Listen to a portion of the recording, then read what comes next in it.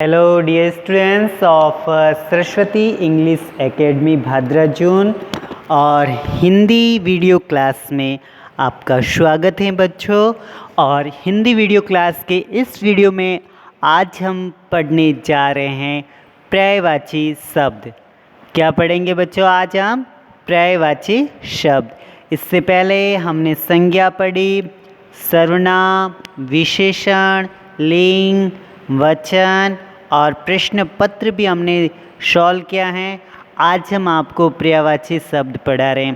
तो सभी बच्चे सरस्वती इंग्लिश एकेडमी के इस वीडियो को अच्छी तरह से देखेंगे और वीडियो में जो आपको समझाया गया है, जो पढ़ाया गया है, आप उससे व्यवस्थित ढंग से कॉपी में लिखेंगे और याद करेंगे।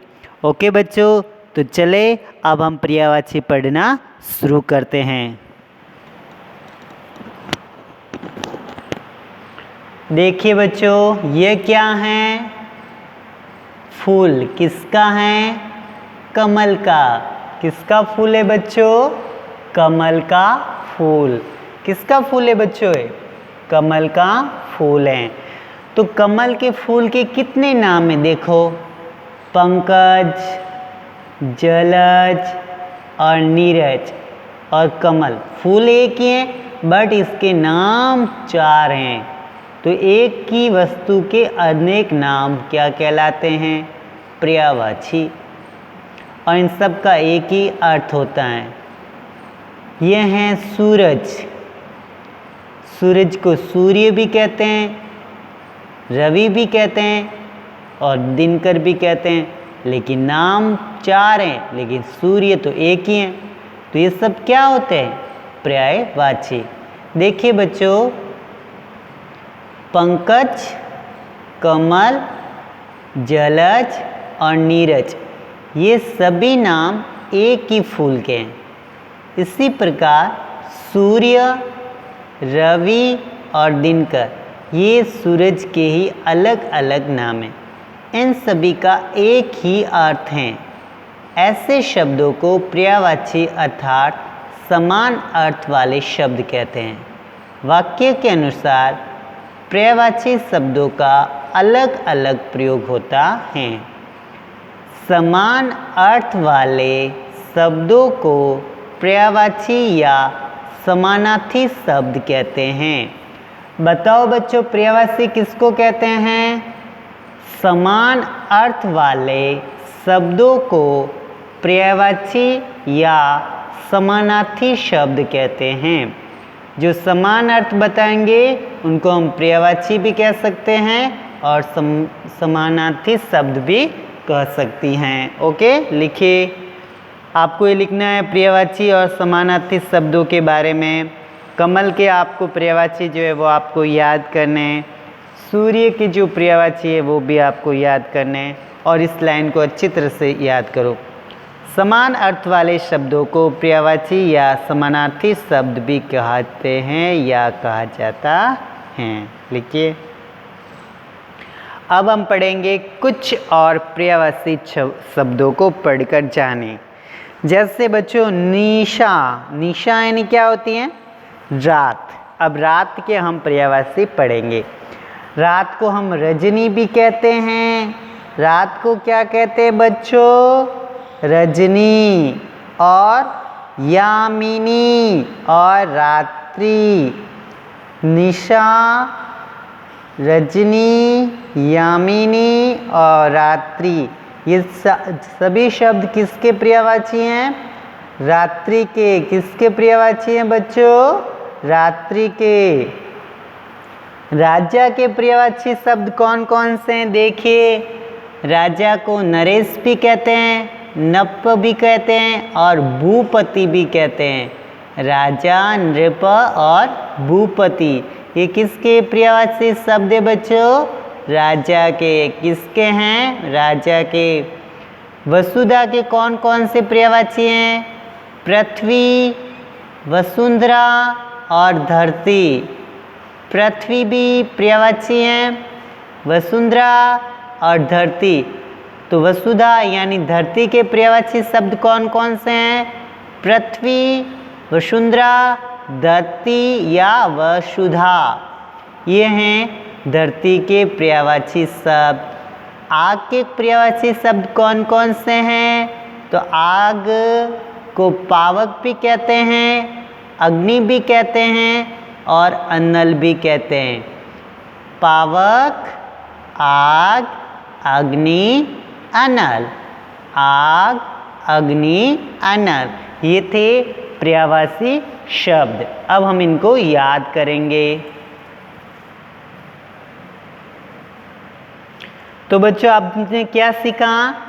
समान अर्थ देने वाले शब्दों को पर्यायवाची शब्द कहते हैं या समानार्थी शब्द भी कहते हैं। चलो अब हम रात के पर्यायवाची याद करो।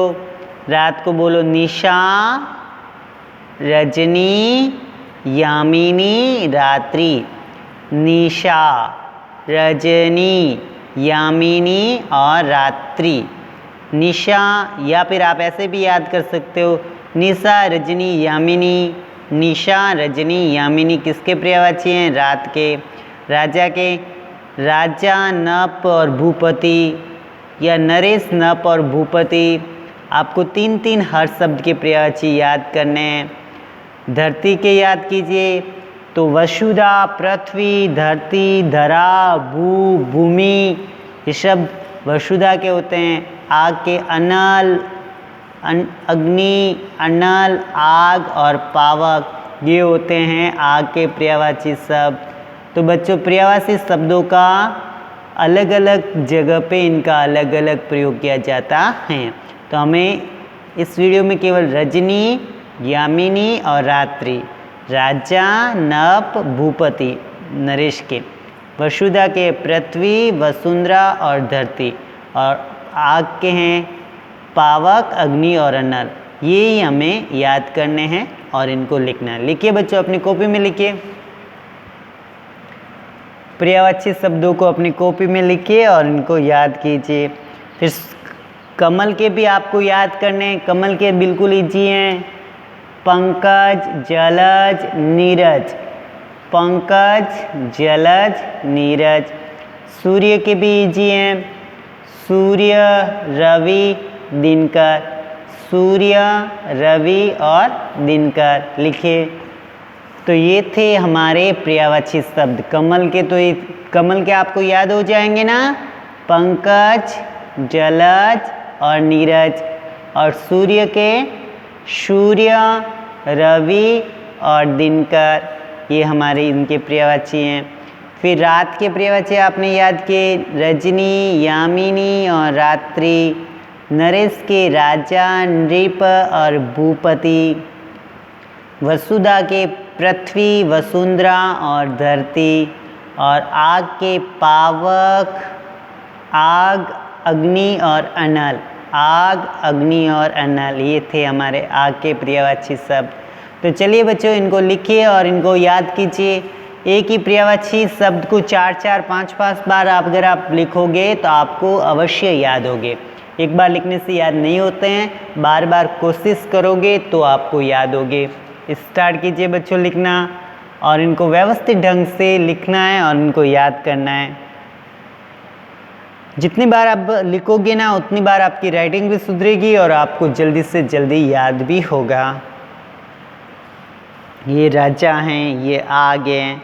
राजा के पर्यायवाची आपको बता दिए हैं।